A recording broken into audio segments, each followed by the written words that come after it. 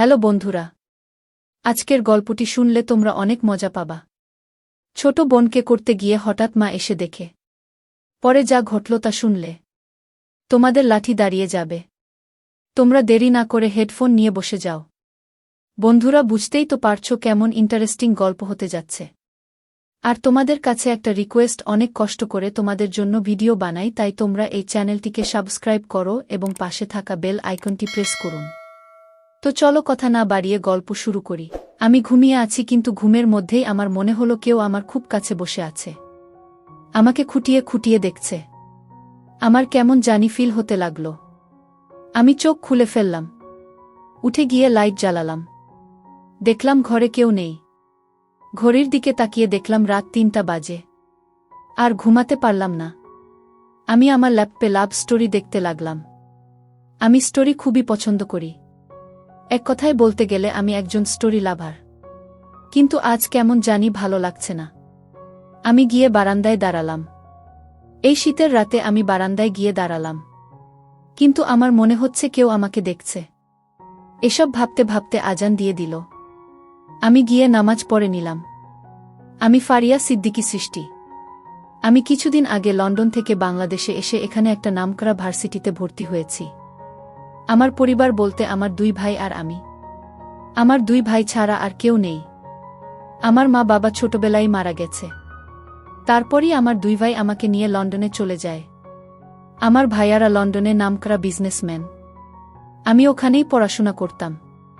কিন্তু একটা খুবই জরুরি কাজে আমাকে বাংলাদেশে এসে এখানে ভর্তি হতে হলো। আমার ভাইয়ারা কিছুতেই আমাকে আসতে দিতে চায়নি।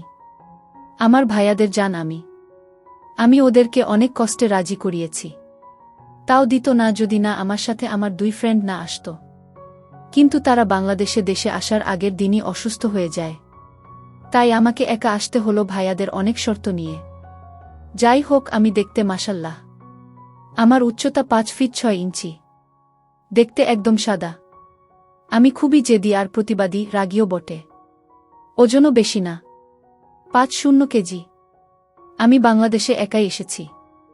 এখানে আসার আগে ভাইয়ারা আমার জন্য একটা বাড়ি কিনে দিয়েছে। সেই বাড়িতে আমি একাই থাকি। আর বাড়ির চারপাশে বডিগার্ড, সার্ভেন্টেরও অভাব নেই বাড়িতে। যাই হোক, আমি এখন ভার্সিটিতে যাওয়ার জন্য রেডি হচ্ছি। আজ আমার ভার্সিটির প্রথম দিন। ভাবলাম আজকে একটু সাদাসিধা সেজে যাওয়া যাক। তাই আমি একটা ঢিলাঢালা 3 পিস পরলাম। চুলগুলা বেনি করলাম আর চোখে বড় একটা চশমা পরলাম। দেখলাম একদম বোকা বোকা লাগছে। নিজেকে দেখে নিজেই হেসে দিলাম। আমি রেডি। সিঁড়ি দিয়ে নিচে নামতে নামতে দেখলাম সবাই আমার দিকে তাকিয়ে আছে অবাক হয়ে। আমি একটু মুচকি হেসে রাহিম চাচাকে বললাম, আমিস চাচা, আমি আজকে গাড়ি ছাড়া যাব। চাচা সাহেবরা শুনলে আমাগো চাকরি চইল্লা যাইব। আমিসাহ চাচা, আমি ভাইয়াদেরকে বুঝিয়ে বলবো। চাচাকে আমি আর কিছু বলার সুযোগ না দিয়ে খেয়ে বের হয়ে পড়লাম। আমি ভার্সিটির গেইটে দাঁড়িয়ে আছি। ঢুকে কিছু দূর হাঁটার পর মাঠের মধ্য দিয়ে যাওয়ার সময় একদল ছেলেমেয়ে আমাকে ডাক দিল। আমি তাকালাম। আমিস মনে হচ্ছে ড্যাক খাবো মনে মনে। আমি ওদের কাছে গেলাম। দেখলাম ওরা 2টা মেয়ে আর বাকি 4টি ছেলে। আমি সামনে যেতেই দেখলাম ওরা ওদের মতো কথা বলে যাচ্ছে। মনে হচ্ছে যেন ওরা আমাকে ডাকেইনি। আমিও আর কিছু বললাম না। কিন্তু আমি এতক্ষণ তাদের কথাবার্তা শুনে বুঝতে পারলাম মেয়ে 2টার নাম নীলা আর রিধি। আর ছেলেগুলার নাম অনিল, সাদ, রাজ, আকাশ। আমি ওদের সামনে দাঁড়িয়ে আছি পাক্কা 10 মিনিট। এবার আমি বিরক্ত হয়ে বললাম, আমিস দেখুন ভাইয়ারা, আমার ক্লাস আছে, কোনো দরকার থাকলে বলতে পারেন। আকাশ, এই মেয়ে ঠিক করে কথা বলো। সিনিয়রদের সাথে কিভাবে কথা বলতে হয় জানো না? আমিস, ও আচ্ছা সরি। রিধি, কিসের সরি? তোমাকে এখন এর জন্য শাস্তি পেতে হবে। রিধির কথাতে বাকিরাও সম্মতি জানালো। আমি অবাক হলাম না, কারণ আমি জানতাম এমনি হবে। নীলা, শাস্তি পাওয়ার আগে এটা বলো যে তুমি এই ভার্সিটিতে ভর্তি হলে কিভাবে? দেখে তো মনে হচ্ছে গরিব ঘর থেকে উঠে এসেছ। এই কথা বলেই সবাই হাসতে শুরু করল। রিধিক, তোমাকে কি শাস্তি দেওয়া যায় বলো তো? অনিল, এই নাও, এই গোলাপটা ধরো। একটু পরে দেখবা যে একটা ছেলে কালো কালারের বাইকে করে গেট দিয়ে ঢুকছে। তাকে গিয়ে প্রপোজ করবা। রিধি, আরে কি বলিস, এই ভার্সিটির ক্রাশ বয়কে এই মেয়েটা প্রপোজ করবে? সাদ, আরে এখানেই তো আমরা মজা পাব। এই বলেই ওরা সবাই একটা শয়তানি হাসি দিল। হঠাৎ দেখলাম একটা ছেলে কালো কালারের জ্যাকেট, কালো কালারের প্যান্ট, কালো কালারের শু পরে একটা কালো কালারের আর1 চালিয়ে গেট দিয়ে ঢুকল। রাজ, যাও গিয়ে সবার সামনে প্রপোজ করো। আমি অসহায় ফেস করে ওদের দিকে তাকাই। তারপর আস্তে আস্তে ছেলেটার দিকে এগিয়ে যাই। ছেলেটা বাইক থেকে নামতেই আমি তার সামনে গিয়ে দাঁড়াই। আমি সে প্রপোজ করলাম। চোখ বন্ধ করে। চোখ খুলে দেখি ছেলেটা মাথার হেলমেট খুলে আমার দিকে অদ্ভুতভাবে তাকিয়ে আছে। ছেলে চিল্লাল। আমি কিছু না বলে চুপ করে দাঁড়িয়ে আছি। ছেলে, নিজেকে একবার আয়নায় দেখেছ, গায়া ভূত? আর তুমি এসেছ আমাকে মানে এই ভার্সিটির ক্রাশকে প্রপোজ করতে? তোমার সাহস তো কম না। মাঠের সবাই আমাকে দেখে হাসতে লাগল। আর রিধিরা বসে বসে মজা নিতে লাগল। আমি জানতাম এমন কিছুই হবে। তাই আমি এবার কিছুটা দূরে গিয়ে ছেলেটাকে ভালো করে দেখতে লাগলাম। ছেলে, এই যে চশমাওয়ালা গাইয়া ভূত আমার মতো ছেলে আর দেখ নাই সেটা বুঝতে পারছি। কিন্তু আমার কথা হচ্ছে, তোমার মতো গাইয়া ভূত আমাদের এই ভার্সিটিতে এলো কিভাবে? আমি শুনো, আমি আপনাকে নিজের ইচ্ছাতে প্রপোজ করতে আসি নাই। ওই যে দেখছেন একদল ভেড়ার পাল বসে আছে, রিধিদের দেখিয়ে ওরাই আমাকে বলেছিল আপনাকে প্রপোজ করতে। আর হে, নিজেকে নিজে হিরো ভাবা বন্ধ করুন। ছেলেটা আমার দিকে রক্তচক্ষু নিয়ে তাকিয়ে আছে। তার ফর্সা মুখ লাল রং ধারণ করেছে। ছেলে, তোমার সাহস কি করে হয় আমার সাথে এভাবে কথা বলার? এই কথা বলেই ঠাস করে একটা থাপ্পড় মারল। আমি এইটার জন্য প্রস্তুত না থাকায় নিচে পড়ে গেলাম। এই অবস্থা দেখে মাঠের সবাই হাঁ করে দাঁড়িয়ে দেখতে লাগল। রিধিরা সবাই দৌড়ে এলো, কারণ তারা ছেলেটার রাগ সম্পর্কে মনে হয় জানে। রিধিক, রুদ্র শান্ত হো। আকাশ, রিধি, তোরা রুদ্রকে নিয়ে যা, আমি দেখছি। আমি এতক্ষণ চুপ করে নিচে পড়েছিলাম। আমি আমার রাগকে কন্ট্রোল করার চেষ্টা করছিলাম, কিন্তু পারলাম না। আমি এবার উঠে দাঁড়ালাম। আমি কিছু না বলে রুদ্রের সামনে গেলাম। গিয়ে মুচকি হাসলাম। আর তারপরই তার পাশে থাকা রিধি আর সাদকে ঠাস করে 2টা থাপ্পড় মারলাম। এই থাপ্পড়গুলা হচ্ছে আমাকে ড্যাগ দেওয়ার জন্য। রিধি আর সাদ আমার দিকে রাগীভাবে তাকিয়ে আছে। তারা কিছু বলতে যাবে তার আগেই আমি আরও জোরে রুদ্রের গালে থাপ্পড় লাগালাম। তারপর তাদের কিছু বলার সুযোগ না দিয়ে আমি চলে আসলাম। আসুন এবার রুদ্র সম্পর্কে মানে গল্পের হিরো সম্পর্কে কিছু জানা যাক। রুদ্র খান বাবা মায়ের একমাত্র ছেলে। তার একটা বোন আছে। উচ্চতা 6 ফিট। গায়ের রং হলুদ সাদা। চাপদারি আছে। চুলগুলা স্পাইক করা। 6 প্যাক বডি আছে। তার বাবা এই ভার্সিটির ট্রাস্টি বোর্ডের হেড। তার বাবার দেশে বিদেশে বিজনেসও আছে। বলতে গেলে নামকরা বিজনেসম্যান তার বাবা। তার রুদ্র সাহেব এই ভার্সিটিতে MBA কমপ্লিট করছে। আমি আমার ক্লাস এ চলে এসেছি। রুদ্র এই ঘটনার পর নাকি বাসায় চলে যায়। নতুন এক দিনের সূচনা। সূর্য মামার রোদের আলো ঘুম ভেঙে গেল বেলির। চোখ খুলে নিজেকে আবিষ্কার করল সুবাস বুকে। হাসি নিয়ে সুবাসের চুলে হাত বুলিয়ে দিল। কি সুন্দর করে ঘুমাচ্ছে। বলতে হবে এই কয়েকদিন প্রচুর চাপ গিয়েছে সুবাসের উপর। বড় ভাই বলে কথা। বেলি গড়িয়ে দেখল 8টা বেজে 10 মিনিট। বেলি সুবাসের কপালে ঠোঁট ছুঁইয়ে উঠতে নিলে হাতে টান পড়ে। এভাবে চোরের মতো কেন খাচ্ছ? আপনি কখন উঠলেন? যখন তুমি আমাকে লুকিয়ে খাচ্ছিলে গু। ছাড়ুন, উঠতে হবে গু। না, এবার খায়ও। না খেলে উঠতে দিব না গি। বেলি সুবসের কোথায় কান না দিয়ে সুবাসের হাত ছাড়িয়ে ফ্রেশ হতে চলে গেল। সুবাস হাসল। এই মেয়ের এমন ভয় পাওয়া মুখ দেখতে ভালোই লাগে। বেলি ফ্রেশ হয়ে নিচে চলে এলো। যা বেলি, নাস্তা করে নে। আমি নাস্তা দিচ্ছি গু। রীতা বেগম। হুমক বেলি। চাচি, আমাকেও নাস্তা দিও উ। সিডি বেয়ে নিচে নামতে নামতে বলল সুবাস। সুবাস আর বেলি নাস্তা করতে বসে। আমরিন আগে থেকেই টেবিলে বসে নাস্তা করছিল। হঠাৎ কাশি উঠে যায় আমরিন। সুবাস তাড়াতাড়ি করে পানির গ্লাস এগিয়ে দেয়। তুমি ঠিক আছো আমরিন? জি ভাইজা। আপনি পানি এগিয়ে না দিল কি যে হতো উ। নেকা সুরে বলল আমরিন। হুম। বেলি সুবাসের দিকে এক পলক তাকিয়ে ফির আমরিনের দিকে তাকাল। বেলির রাগে লাল হয়ে গেল। বেলি কোনো কথা না বলে সামিয়ার রুমে চলে গেল। সুভাষ নাস্তা শেষ করে উপরে চলে গেল। তুমি এত রেগে আছো কেন বেলি ভাবি? সাজিয়া, তুই কিভাবে জানলি বেলি রেগে আছে? হৃদিতা, আরে বেলি ভাবিকে দেখলাম নাস্তা পুরোটা শেষ না করেই চলে এলো, তাই আর কি। সাজিয়া, তুই কি বেলি ভাবি লাগিয়ে দিয়েছিস গু? বেলি, আরে সুভাষ ভাই বলল না তার বউকে যেন বেলি ভাবি বলা হয়, তাই এর কি গু? সাজিয়া, ওহ, কি হয়েছে বেলি, নাস্তা না করে চলে এলি কেন? হৃদিতা, এমনি আপু ভালো লাগছিল না গি বেলি। এমনি নাকি জেলাসি? সাজিয়া বেলির দিকে তাকিয়ে মুচকি হেসে বলল সাজিয়া, কি বলছিস তুই? জিলসি? তোর কথা কিছু বুঝছি না হৃদিতা। আরে সুভাষ ভাই, বেলি ভাবি আর আমরিন আপু নাস্তা করতে বসেছিল। আমরিন আপুর খাবার গলায় আটকে গেলে সুভাষ ভাই পানি এগিয়ে দেয়, আর আমাদের বেলি ভাবির মুখ রাগে লাল হয়ে যায়। তাই তো নাস্তা না করে উপরে চলে এলো। তুই বেশি বুঝছিস সাজিয়া গ? বেলি, আমি কোথায় বেশি বুঝলাম বেলি ভাবি? সাজিয়া, জেলাসি তো আর শুধু শুধু হয় না, যখন আমরা কাউকে ভালোবাসি তখন জেলাসি হয় গু।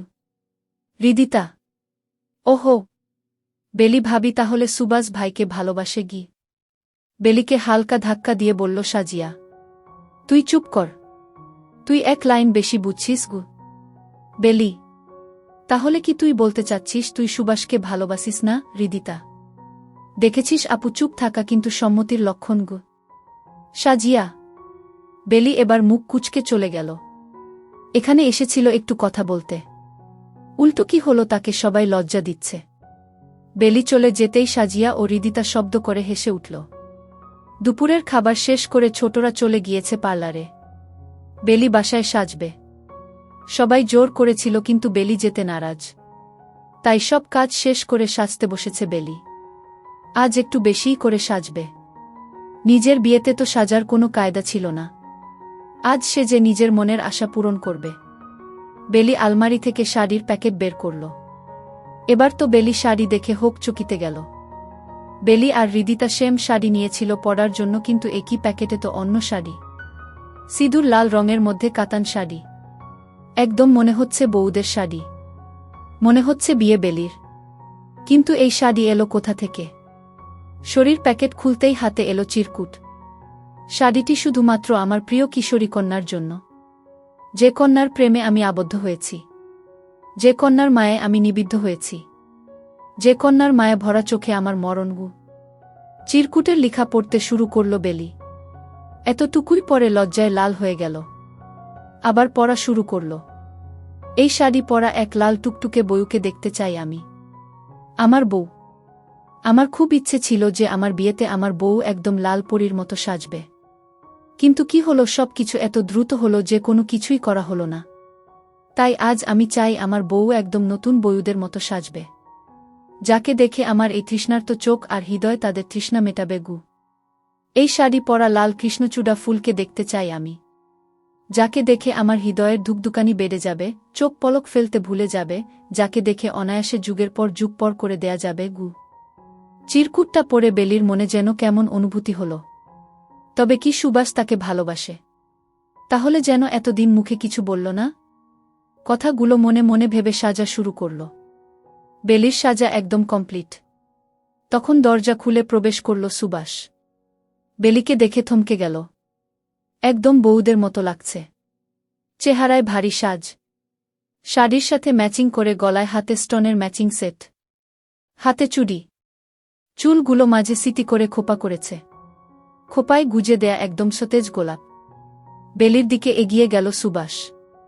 খুব সুন্দর লাগছে বেলি, একদম নতুন বউ, আমার বউকে বলেই বেলির কপালে ছোঁয়ালো সুভাষ। বেলি লজ্জায় লাল হয়ে গেল কিন্তু কোনো কথা বলল না। বেলিকে ছেড়ে দিয়ে সুভাষ নিজে ফ্রেশ হয়ে রেডি হয়ে নিল। বেলি আর চোখে সুভাষকে দেখছে। Dark red colour shirt, black colour pant, হাতে ব্ল্যাক কালার ওয়াচ, চুলগুলো সেট করা, একদম পারফেক্ট। তোমার স্বামী হই।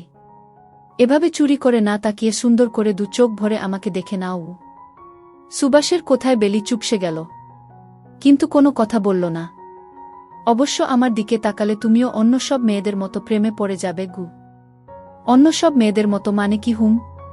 এর আগে কোনো মেয়ে আপনার প্রেমে পড়েছিল? আমি কিভাবে জানব যে কে কে আমার প্রেমে পড়েছিল? কলেজে লাইফ এ অবশ্য মেয়েরা আমার পিছে ঘুর ঘুর করত। বেটা মানুষের জাত ভালো না। ঘরে বউ রেখে অন্য মেয়েদের কথা বউ এর সামনে বলেই বেলি চলে যেতে নিল। পিছন থেকে সুভাষ বেলির হাত টান মেরে নিজের সাথে মিশিয়ে নিল। এই সুভাষ শুধু এক নারীতেই আবদ্ধ হয়েছে, এক নারীর প্রেমে পড়েছে এবং এক নারীতে তার সব কিছু। অন্য 10 নারী সুভাষের পিছন ঘুর ঘুর করলেও সুভাষ শুধু এই এক নারীর পিছে ঘুর ঘুর করবে। সুভাষের মনে শুধু এক নারীর বসবাস। এবার বেলি এর কিছু বলল না। আমি জানি তুমি সকালের জন্য রাগে করেছ, কিন্তু আমি শুধু তাকে হেল্প করার জন্য পানি এগিয়ে দিয়েছিলাম, এর বেশি কিছুই না। বাই দা ওয়ে, তুমি কি জেলাসি? আমি জেলাসি হব কেন? সকালে তোমার ফেস দেখেই বোঝা যাচ্ছিল তুমি জেলাসি কিনা। আমরা যখন কেউকে ভালোবাসি তখন কিন্তু জেলাসি ফিল করি। তুমিও কি আমাকে ভালোবাসো? বেলির গালে খেয়ে বলল সুভাষ। এবার বেলি সুভাষের থেকে নিজেকে ছাড়িয়ে দ্রুত পায়ে রুম থেকে বের হয়ে গেল। সুভাষ হো হো করে হেসে উঠল। সম্পর্কগুলো কি সুন্দর, তাই না? সময়ের আড়ালে কি সুন্দর করে সব কিছু পরিবর্তন হয়ে যায়। সুখ শান্তি খেলে যায়, অপ্রিয় থেকে প্রিয়জন হয়ে যায়। তবে কি সব সময় মানুষ হেসে খেলে থাকতে পারে, নাকি কোনো ঝড় এসে সব কিছু লন্ড ভন্ড করে দেয়? না, সুখের দিন বেশিক্ষণ থাকে না। তবে কি তাদের জীবনেও কোনো ঝড় আসবে? ঠিক সেই কালবৈশাখী ঝড়ের মতো। আরবাজের ঘরে বেশ বড় বড় 2টা জানালা, বিছানার পাশেই বড় একটা জানালা। এজন্যই সকাল হতেই সেই জানালা থেকে অনেক রোদ এসে চোখ মুখে পড়ে। ঠিক তেমনি রোদ এসে মেহেরের চোখে মুখে পড়তেই মেহেরের ঘুম ভেঙে গেল। চোখ খুলে সে নিজেকে আরবাজের বুকের মাঝে আবিষ্কার করল। শীতের চোটে আরবাজ তাকে আষ্টেপিষ্টে করে রেখেছে। মেহের আশেপাশে তাকিয়ে বোঝার চেষ্টা করল যে ঠিক কয়টা বাজে। ঘড়ির দিকে চোখ পড়তেই অবাক হয়ে গেল মেহের। সকাল 9টা বেজে গেছে। এতক্ষণ যাবৎ সে ঘুমাচ্ছিল। মেহের চেষ্টা করল আরবাজের হাত সরাতে, কিন্তু এত ভারী হাত সে কিছুতেই সরাতে পারছে না। অবশেষে আর না পেরে মেহের ডাক দিল আরবাজকে। আরবাজ, উঠুন ননখ। আরবাজ শুনল না, নড়বে তো দূর। মেহের আরবাজের হাত ঝাঁকিয়ে ডাকল, উঠুন না আরবাজ। আরবাজ এবার একটু নড়ে উঠল। আরও কয়েকবার ডাক দিতেই আরবাজ মেহেরের দিকে ঘুম ঘুম চোখ নিয়ে তাকাল। কিন্তু মেহেরকে এতটা কাছে দেখে আরবাজের ঘুম উবে গেল। তৎক্ষণাৎ মেহেরকে ছেড়ে দিয়ে উঠে বসে বলল, তুমি এখানে? ছাড়া পেয়ে মেহের ঠিকঠাক হয়ে বসল। তারপর বলল, আমি? মানে কি? কয়টা বাজে? 9টা। আরবাজের চোখ বড় বড় হয়ে গেল। ফোন চেক করতে করতে বলল, ওহ শিট, আমার অফিস আছে আজকে। বলতে বলতে আরবাজ বিছানা ছেড়ে নেমে গেল। মেহের উদ্গ্রীব হয়ে বলল, আমাকে আগে বলতে পারতেন। নিজেই তো উঠছ 9টায়। মেহের চুপ হয়ে গেল। আরবাজ ওয়াশরুমে চলে গেল। আর মেহের বাইরে থেকে আওয়াজ পাচ্ছে। হয়তো বাইরে বেশ আয়োজন চলছে। আরবাজ বের হতেই মেহের ওয়াশরুমে চলে গেল ফ্রেশ হতে। কিন্তু মেহের বের হওয়ার পর আরবাজকে পেল না। শুধু বিছানার উপর একটা প্যাকেট দেখতে পেল। মেহের সেটায় হাত দিত না যদি না উপরে তার নাম লেখা থাকত। প্যাকেটটা খুলে মেহের অবাক হয়ে গেল। কি সুন্দর কলাপাতা রঙের একটা জামদানি, আর সাথে ম্যাচিং ব্লাউজ। মেহেরের মনে পড়ে গেল সেম প্যাকেটটা সে সেই দিন আরবাজকে আনতে দেখেছিল। তার মানে সেটা মেহেরের জন্যই ছিল। আরবাজের জন্য মেহেরের মনে একটা ভালো লাগা কাজ করল। সুন্দর করে শাড়িটা পরে আয়নার সামনে এসে দাঁড়াল। নিজেকে চেনাই যাচ্ছে না। চোখে কাজল পড়তে পড়তেই হঠাৎ দরজা খুলে আরবাজ ঢুকল। আর বলতে লাগল, মেহের তুমি কি? বলতে বলতে আরবাজের কথাটা মুখেই আটকে গেল। আশ্চর্য হয়ে তাকিয়ে রইল মেহেরের দিকে। আরবাজকে চুপ হয়ে যেতে দেখে মেহের কাজলটা ড্রেসিং টেবিলে রেখে আরবাজের দিকে তাকিয়ে বলল, কিছু বলবেন? আরবাজ ঢোক গিলল। এক পা করে মেহেরের দিকে এগিয়ে আসতে লাগল আর বলতে লাগল, তুমি এটা কেন পরেছ? মেহের হাসার চেষ্টা করে বলল, আমি কি কিছু ভুল করে ফেলেছি? মানে শাড়িটা কি আমার নয়? আরবাজ মেহেরের খুব কাছে এসে দাঁড়িয়ে গেল। আরবাজের চোখে চোখ রাখার সাহস নেই মেহেরের। তাই চোখ নামিয়ে অন্যদিকে তাকিয়ে রইল। হার্টবিট বেড়ে যাচ্ছে ধীরে ধীরে। আরবাজ ধীর গলায় বলল, শাড়িটা তোমার জন্যই ছিল গু। মেহের চোখ তুলে তাকালো আরবাজের দিকে। আরবাজের সেই চোখে আজ মেহেরের জন্য অন্য কিছু দেখতে পারছে মেহের। আরবাজ আবেশিত গলায় বলল, এতটা আকর্ষণীয় লাগবে জানলে তোমাকে দিতাম না পড়তে গু। মেহের হাই ভোল্টের ঝটকা খেয়ে বলল, জি। আরবাজের হুঁশ এলো। চোখ সরিয়ে অন্যদিকে তাকিয়ে বলল, কি কিছু বলবে না কি? আপনিই তো কি সব বলছেন গু। আমি কই কি বললাম আমি উ। আরবাজ আমতা আমতা করে কথা বলছে। মেহের চোখ ছোট ছোট করে বলল, কি সব বলছেন? আকর্ষণীয় লাগছে। আবার বলছন কেন পড়লাম? আরে বাবা আমার জন্য আনছেন তাহলে পড়লে সমস্যা আছে? আরবাজ না চাইতেও বারবার মেহেরের দিকে চোখ চলে যাচ্ছে। এই মেয়েটার এতগুলো রূপ কেন? আপনি না অফিস যান? বলতে বলতে মেহের আয়নার সামনে দাঁড়িয়ে চুল আঁচড়াতে লাগল। আরবাজ ঠিক মেহেরের পিছনে এসে দাঁড়িয়ে গেল। ধীর গলায় বলল, আমি আজ যাচ্ছি না গি। ওমা কেন? সেটা তোমাকে বলতে যাব কেন? মেহের আরবাজের সাথে ঝগড়া করার জন্য এটা ওটা বলছে। কিন্তু আরবাজের কোনো পাত্তাই নেই। সে আয়না দিয়ে মেহেরকে দেখতে ব্যস্ত। এতটা ফিলিং তার কোনো দিনই কারোর জন্য হয়নি যতটা মেহেরের জন্য হচ্ছে। মেহেরের শাড়িটা যেন মেহেরের সৌন্দর্য আরও কয়েক গুণ বাড়িয়ে দিয়েছে। আরবাজকে চুপ করে থাকতে দেখে মেহেরও চুপ হয়ে গেল। আয়না দিয়ে আরবাজকে নিজের দিকে তাকিয়ে থাকতে দেখতে পেল। আর বিড়বিড় করল, আবারও কেমন করে দেখছে। লজ্জা করে আমার উ। আরবাজ আরেকটু কাছে চলে এলো মেহেরের। মেহের বলতে লাগল, কিছু কি বলবেন আপনি মিস্টার আরবাজ? রাগ নিয়ে আরবাজ মেহেরের কাঁধে হাত দিল। তারপর বলে উঠল, আমি তোমায় কিছু বলতে চাই মেহের উ। মেহের পিছনে ফিরল। কৌতূহল নিয়ে বলল, কি বলতে চান? আমি তোমাকে। মেহের উদ্গ্রীব হয়ে জানতে চাইল, হ্যাঁ বলুন না গে। আমি তোমাকে গু। আপনি কি বলবেন না আমি চলে যাব?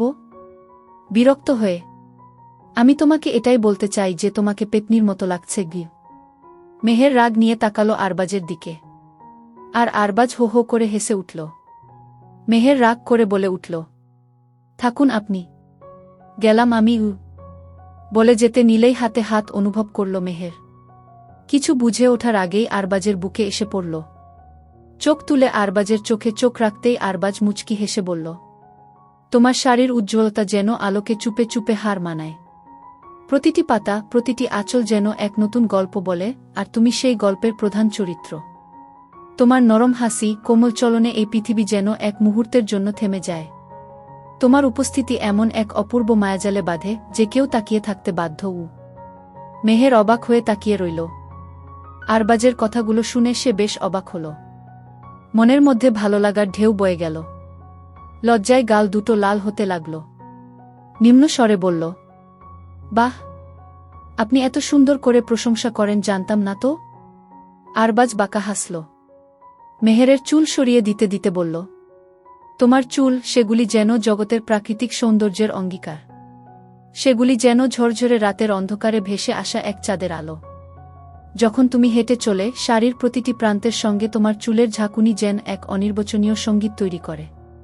তোমার চোখের দীপ্তি আর চুলের মোহনীয়তা শাড়ির সঙ্গে মিলে এমন এক মূর্তির জন্ম দেয় যা মনকে অমোঘভাবে আকর্ষণ করে। কি মেহেরের মনটা কেমন করে উঠছে। আরবাজের বলা প্রতিটি লাইন মনের মধ্যে ভালো লাগা সৃষ্টি করছে। আর শুনতে মন চাচ্ছে। মেহের হালকা হেসে বলল, আর আর হাহ। হেসে হাসার কি হল? আর তোমার চোখ দুটি যেন গভীর মহাসমুদ্রের মতো, যেখানে ডুবে যাওয়ার মতো এক অমোঘ আকর্ষণ রয়েছে। তাদের মধ্যে এক অদ্ভুত রহস্য লুকিয়ে থাকে, যেন প্রতিটি দৃষ্টি মূর্ত হয়ে ওঠে, আর আমি তা অনুভব করতে থাকি। তোমার চোখের সেই চাহনি যেন এক নরম ঝর্ণার মতো হৃদয়ের অন্তঃস্থল পর্যন্ত প্রবাহিত হয়ে যায়, আর মনে হয় পৃথিবীর সব রং ওই চোখের মধ্যেই আবদ্ধ। যখন তোমার চোখ আমার দিকে তাকায় তখন সময় থেমে যায়, আর আমি শুধু সেই চোখের অন্তরালে হারিয়ে যেতে চাই উ। ইস বলেই মেহের চোখ বন্ধ করে নিল। আরবাজ ফু দিয়ে মেহেরের মুখের উপর পড়ে থাকা চুলগুলো উড়িয়ে দিল। আর মেহের নিজের অজান্তেই আরবাজকে ধরে বসল। মেহের ঘর থেকে বের হতে না চাইলেও আরবাজ মেহেরের হাত ধরে বের করে নিয়ে এলো।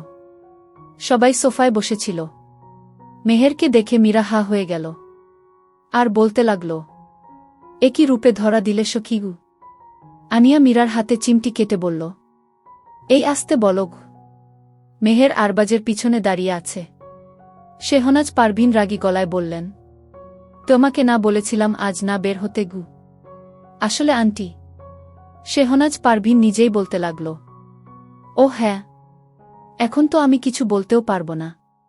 ছেলেও এখন বউয়ের আঁচল ধরা শিখেছে গি। নাজমা বেগম বলতে লাগলেন, দেখো মেহের, তুমি এসেছ, আমরা কিছু বলবো না, কিন্তু আমার বোমার থেকে দূরে থাকো গো। মেহের মাথা নিচু করে ফেলল। আরবাজ বলতে লাগল, আমরা আজ বাসায় থাকছি না, তাই এসব বাজে কথা বলারও কোনো মানে হয় না খালামনি। আমার বউ এখানে থাকবেই না, তাহলে তোমার বোমার কাছে যাবে কিভাবে গু? মুখ সামলে কথা বলিস আরবাজ। গতকালও তুই আমায় অনেক কথা বলেছিস, বেশি বার বেড়েছিস তাই না রে?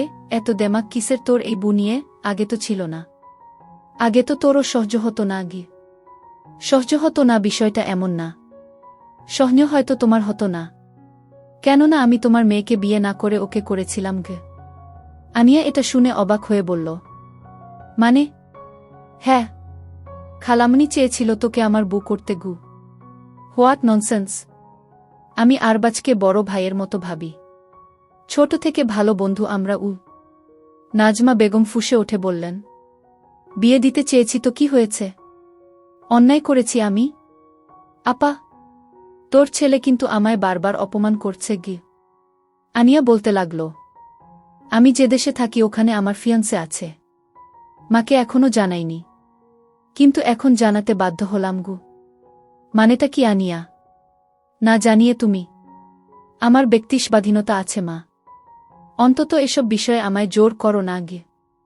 বলে আনিয়া চলে গেল সেখান থেকে। নাজমা বেগম কাঁদো কাঁদো গলায় বলল, দেখলি আপা, আমি এজন্যই তাড়াতাড়ি করে বিয়েটা দিতে চেয়েছিলাম গু। কাঁদিস না, সব দোষ এই বন্ধাটার। এর জন্য আজ আমার ঘরে অশান্তি গু। আরবাজ এটা শুনে কিছু বলতে যাবে তার আগেই মেহের বলে উঠল, লজ্জা করে না আপনার? শেহনাজ পারভিন অবাক হয়ে গেলেন। রাগী গলায় বললেন, মানে? কি সব বলছ? যা বলছি একদম ঠিক বলছি।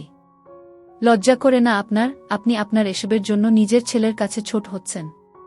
কথায় কথায় আমাকে এসব বন্ধা বলে ডাকেন কেন? কে দিয়েছে আপনাকে এই অধিকার? শেহনাজ পারভিন রাগ নিয়ে চেয়ে আছে। নাজমা বেগম বলতে লাগল, ও বাবা গো, বোবার মুখে কথা ফুটেছে। তুই কিছু বলবি না আরবাজ? আরবাজ হাতে হাত ভাঁজ করে দাঁড়িয়ে রইল। আজ সে মেহেরকে ফুল সাপোর্ট করবে, হোক তার মা।